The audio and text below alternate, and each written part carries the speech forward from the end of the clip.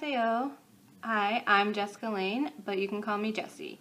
So, the purpose why I'm making this video is because starting spring semester of 2015, I will be attending Chungang University in Seoul, South Korea, as an exchange student for SUU, which is Southern Utah University. Southern Utah University requires each student to do a thing called the Edge Project before they graduate. For my Edge Project, I am going to be making a web series on YouTube documenting my time before I travel overseas, like getting ready, learning the language.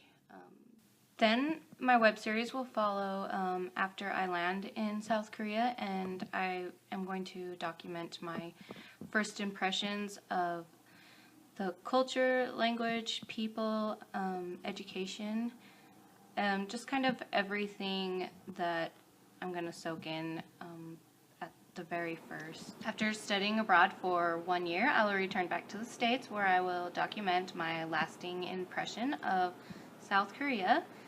Like everything that I have learned, experienced, the people I've met, my overall everything of everything. Just basically everything rolled into one.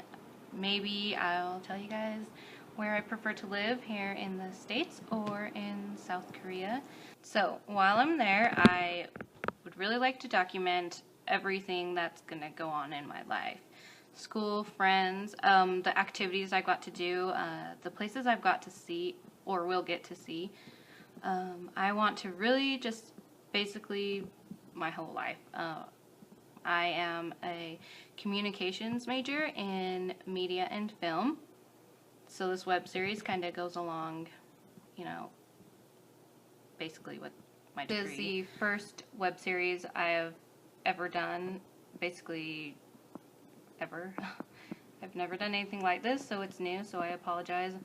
I'm actually filming this from my iPad right now because at the moment I don't have a video camera. I'm supposed to be getting one here soon. I did have one, but I lost the cords and battery and all that somehow. I don't know, but I'd lose my head if it wasn't attached.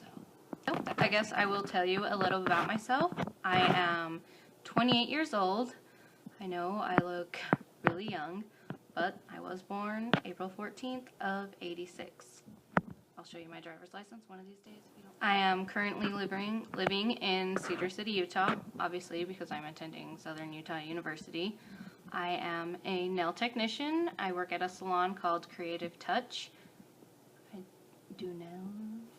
I actually really enjoy doing nails. It's fun, but I feel it's more of a hobby and something I can fall back on if I ever need to. This is my first year at Southern Utah University. Actually, it's my first semester. So I'm really new to the school. It's kind of weird because I'll be studying abroad for a year. So technically, I will be studying abroad longer than I've actually attended the school. But, you know, that's okay. I'm excited still. Southern Utah University has actually been really enjoyable. The teachers, professors are super nice. So I've taken a lot of classes that I've enjoyed. Some not so much, like ceramics, and that's only because I'm really, really horrible. I've actually made quite a few Korean friends here, though, from, you know, South Korea. They're so nice. Most of them, it's their first semester here also. Some have already been here for 2 to 3 years, but, you know, they're really awesome people. I've really grown to love and enjoy hanging out with them. Some of them, 2 girls actually, their American names are Gwen and Olivia. They came over and made me some soup from South Korea. It was like, I can't remember the Korean word for it, but it was rice cake soup, and it was super, super good.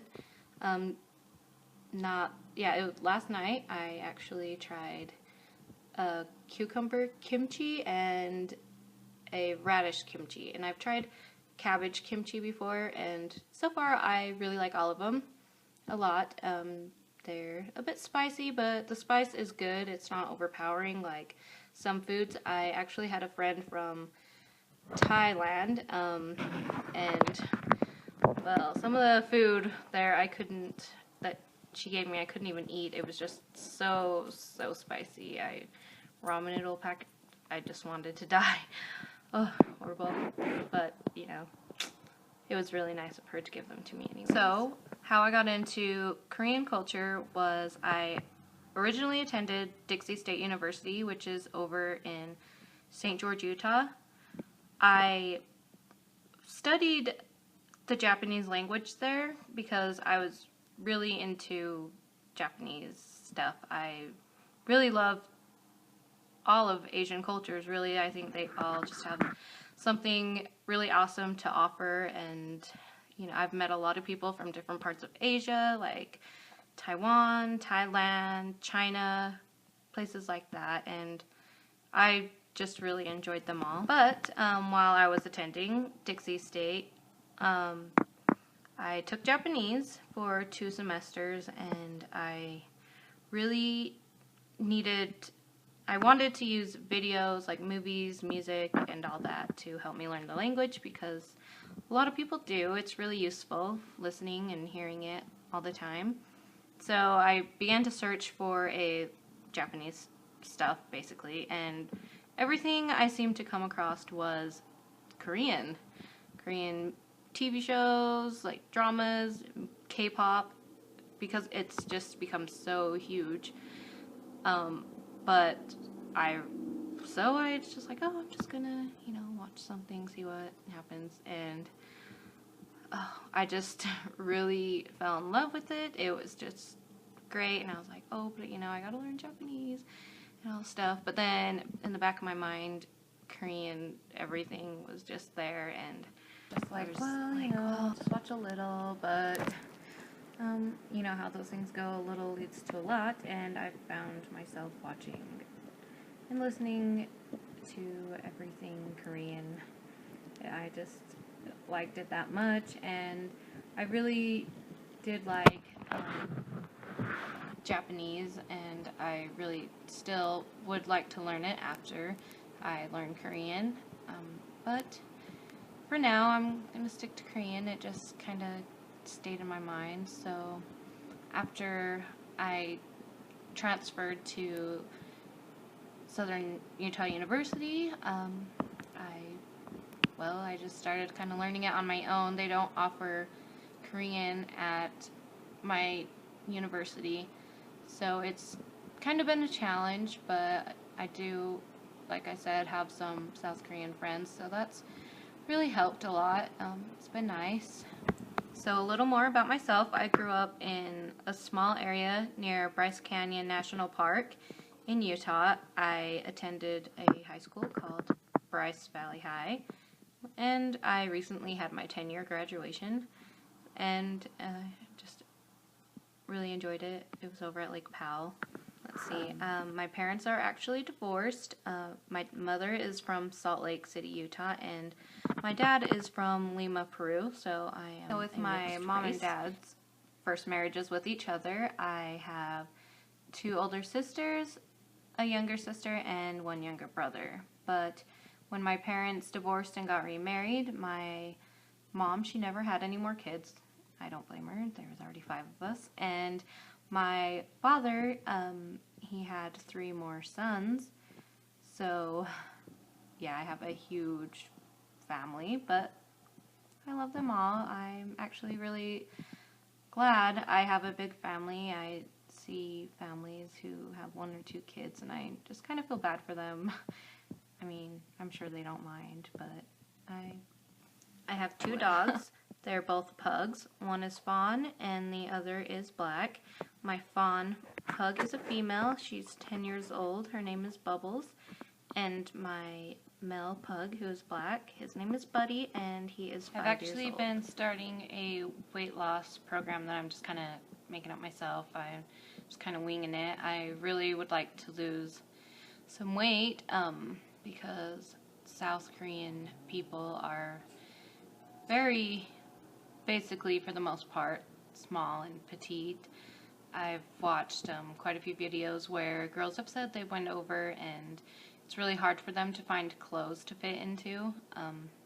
So I really would like to trim down a bit. I know I need to anyways, so it's all works out. It's just more motivation to help me lose the pounds. I'm basically just going to eat a lot healthier, smoothies, juices, like vegetable juices. I've kind of been homemaking them myself. My mom bought me a juicer, and I have a Ninja, so that's been really good. Gonna get my protein through eggs and meats that aren't so fattening. I'm also gonna be doing exercise. Since it's towards the end of the semester, I haven't got a school gym pass. I didn't get it renewed because I'm going to be waiting for a few months, just kind of working and not really doing anything, because spring semester at Chungang University doesn't start until the first part of March, so I won't be applying out until the end of February.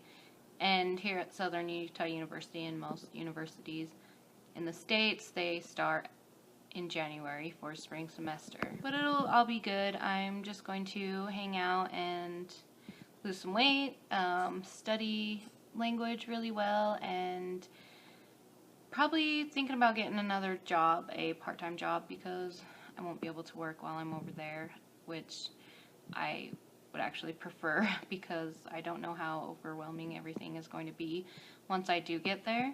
So I just want to be able to have money that I can spend so I can travel and go to different places when I have time. And so I'm kind of excited that it starts later because spring semester ends here in May, so end of April, early May. So a lot of my South Korean friends will be flying back for the summer in the very first part of May, and I will still be there. So I'm so excited because we'll get to do stuff, and they really want to take me around and show me new places, stuff they like to do. So I'm just so excited I'll get to meet up with them, and they seem pretty excited too. So I know this is a weird angle, but I am filming on my iPad, so it's hard to find a place that I can actually set it down so I don't have to hold it. I want to get into the language learning part, and how I've personally been learning it, and so I will start that now. So first of all, the thing I used very first when I first started to learn it was a program called Complete Korean, and I did some research about it, and it was actually had really good reviews. There were, some bad ones, but I think everything has bad reviews. It doesn't matter what it is. But it was very helpful in many ways. It really helped me to understand how to put sentences together and why you use certain words to put sentences together. It also, what I really liked about it was it got into the parts of pronunciation very well. When romanizing the language, it actually spelt things a little different because there are things in the Korean language that can take on two sounds depending on how it is put in sentences and what your words you're using and all that stuff. I mean, I guess it's kind of like every other language, but this really helped me out. So, like, for example, this letter right here, that one, it is a G sound, but it can also take on a K sound at times. So, like, for example, in the book, it had the word thank you, which is 감사합니다. It can sound like a K. And actually, when some of my foreign friends, like Korean friends, have said it, it really does have a K sound to it. And that's just some examples of words like that. And like Chatsneseo, that is how have you been doing, have you been getting along, which starts with this letter right there, which is a J sound, but it can also take on a ch sound like CH. So that really helped me while I was trying to learn how to pronounce things. It comes with 2 discs, and they're really helpful. You can download them and grip them to your computer and all that great stuff.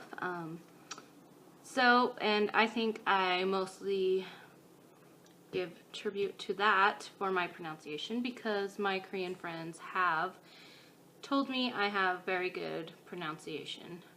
So, I mean, sometimes I don't because I get super nervous, so making this video and sometimes trying to have a conversation or even say a few things to Korean people I don't know, I get really nervous, especially when put on the spot. So, yeah. Okay, so moving on. The next thing I actually can't really show you. It's on a laptop that I had. The battery just died and it really doesn't work. But I had a program on there called Instant Immersion, which was really good. It's kind of like a, maybe not so detailed or whatever as Rosetta Stone, but you could actually compare it very well to the way that Rosetta Stone is taught through pictures and stuff like that. I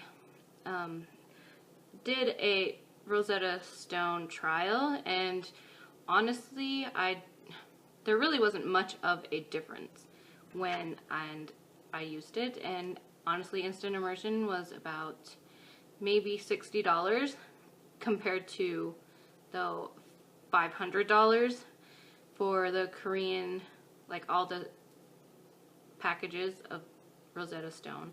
So I mean, yeah, you don't get as much, I'm sure, and maybe it's not as great, but you're also paying just a fraction of the price. Okay, so moving on. Next, I got a program called Living Language Korean. It's the complete edition. It's really awesome. It came with 6 different packages in it. You got your audio, which is 9 discs altogether for the essential, intermediate, and advanced. There's also a guide to reading and writing, which is fairly useful. And in, the notebook, you can take notes and do all that kind of stuff. It has really great reviews, so I decided to get it. I know they use it in a lot of, well, for example, I am LDS, and so for the missionaries, I've noticed in the Deseret stores, they sell this language learning system because it's really good. So, I mean, there's building a foundation, progress with confidence and all these things. So it's been really great, and I've learned a lot from this, and so I really enjoy it. I really recommend all those things,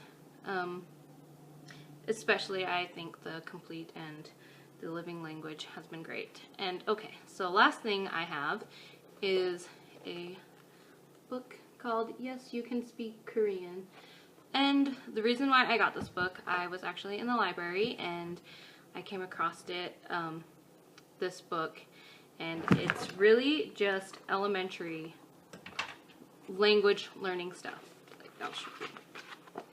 Okay, so stuff like this, like just, how to write and all that stuff, and then it goes into, building bigger sentences and all sorts of stuff like that. It's like just a workbook that's been super helpful, especially when it came to me learning the different symbols of the language and how to write them, and the pronunciation was also very well, and different activities to help you learn words and learn how to write.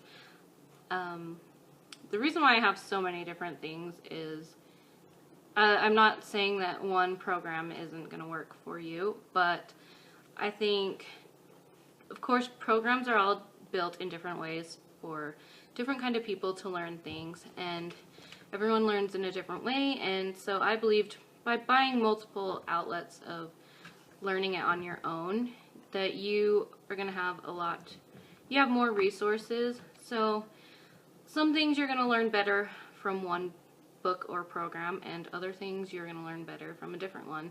That's just kind of the way it works with most people, I think, especially for me.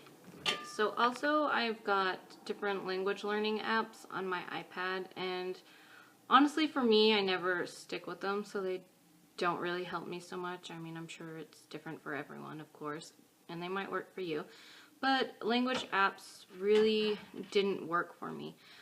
One app that did work for me that I found very useful was actually an app called G-Flash, which is you make your own flashcards. So I've took, a little bit of everything from all of these books and put them into, different categories and sections of it. And the app is really nice because you can do flashcards, you can do self-quizzes.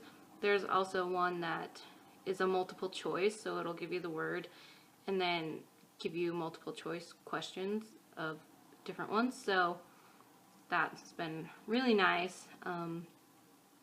So I really highly recommend doing those things, and I do recommend finding multiple programs because some programs will teach you a lot better in one ways with certain things, whether it's pronunciation, and others will help you with writing better. It's, that's just what I found.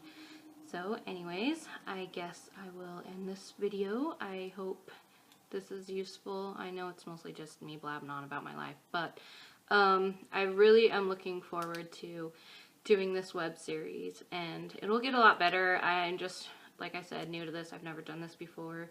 I am going to show you a lot more things, like maybe how I'm preparing, what I'm going to pack, stuff, things I'm going to take. It's been really hard to decide what to take over there and what to not, so I actually been watching other YouTube videos, of course, and they've been very useful. I can't think of them on the top of my head, but I will, tell you them also. So next time, I think I will go over things that I've learned, maybe like some culture-wise, bowing, just stuff like that. A lot of the culture aspects of South Korea that I've learned from a lot of the Korean students here. They've been really helpful with that. Some things have been like really crazy that I've never known before. So for example, I'll give you a small example. My Korean friend, we were actually talking last night, and she was saying that when she first arrived in the States, she was really shocked because Americans use the word you to talk to people, and like, you can go get a popsicle in the fridge. Well, apparently using you like that is rather a little bit rude. Like, you wouldn't say that to most people, and you definitely would not say that to like your grandparent. So when they first arrived, they were like, oh my gosh, everyone's super rude, like that's bad manners. But then they came to realize that it was actually just, it is a polite way, I guess. It's not considered rude in the States to use you to people. So that was really interesting, but I think I kind of want to go over stuff like that.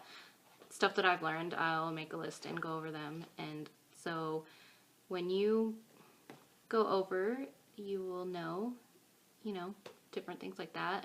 I mean, not everyone has been lucky enough to have a bunch of Korean friends teaching them lots of stuff, so I guess I'm really fortunate in that aspect. But alright, you guys have a great day, and next time I'm sure things will be a lot more exciting. So bye. 안녕.